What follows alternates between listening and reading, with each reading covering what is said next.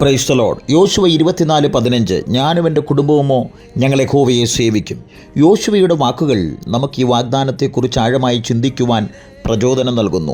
യോശുവ 24 അധ്യായത്തിൽ ഇസ്രായേൽ ജനതയ്ക്കൊരു വെല്ലുവിളി മുന്നോട്ട് വയ്ക്കുകയാണ്.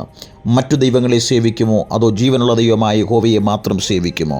ഈ നിർണായക സന്ദർഭത്തിൽ യോശുവ തൻ്റെ നിലപാട് ഉറക്കെ പ്രഖ്യാപിച്ചു.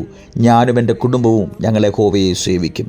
ഇതൊരു വെറും വാക്കല്ല, മറിച്ച് ദൈവത്തിലുള്ള അവൻ്റെ അചഞ്ചലമായ വിശ്വാസത്തിൻ്റെ പ്രഖ്യാപനമാണ്. ഇത് നമ്മുടെ ഭവനങ്ങളിലും മുഴങ്ങിക്കേൾക്കട്ടെ.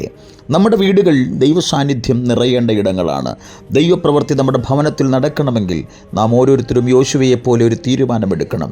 നമ്മുടെ ജീവിതത്തിൽ ദൈവത്തിന് ഒന്നാം സ്ഥാനം നൽകാൻ നാം തയ്യാറാകണം. ഒരുപക്ഷേ നമ്മുടെ ഭവനത്തിൽ പ്രശ്നങ്ങളുണ്ടായിരിക്കാം, രോഗങ്ങളുണ്ടായിരിക്കാം, സാമ്പത്തിക ബുദ്ധിമുട്ടുകളുണ്ടായിരിക്കാം, അല്ലെങ്കിൽ കുടുംബ ബന്ധങ്ങൾ അകൽച്ചയുണ്ടായിരിക്കാം. എന്നാൽ നാം യോശുവയെപ്പോലെ പ്രഖ്യാപിക്കുമ്പോൾ അവിടുന്ന് നമ്മുടെ ഭവനത്തെ സംരക്ഷിക്കുകയും അനുഗ്രഹിക്കുകയും ചെയ്യും.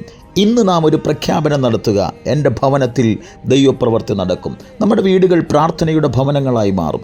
രോഗികൾ സൗഖ്യമാകും. തകർന്ന ബന്ധങ്ങൾ പുതുക്കപ്പെടും. സാമ്പത്തിക ഭാരങ്ങൾ നീങ്ങും.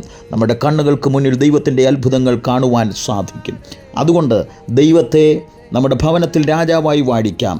അപ്പോൾ ദൈവപ്രവൃത്തി തടസ്സമില്ലാതെ നടക്കും. God bless you all.